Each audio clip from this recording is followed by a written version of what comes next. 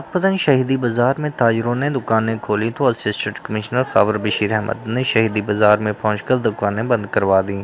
تاجروں سے کامیاب مذاکرات کے بعد اسسٹنٹ کمشنر خاور بشیر احمد نے آپ تک نیوز سے گفتگو کرتے ہوئے بتایا کہ اور جو شاپس اوپن ہو رہی ہیں ہم ان کے پیچھے ہیں بحیثیت انتظامیہ، بحیثیت پولیس اور تمام انتظامی ادارے، اور تمام لوگوں سے میری یہ گزارش ہے، کپڑے والی دکانوں سے، جوتے والی دکانوں سے، یا ایسی تمام شاپس جن کو کھولنے کی اجازت گورنمنٹ نے نہیں دی ہوئی، کہ آپ اپنے گھروں میں رہیں، شاپس کو نہ کھولیں۔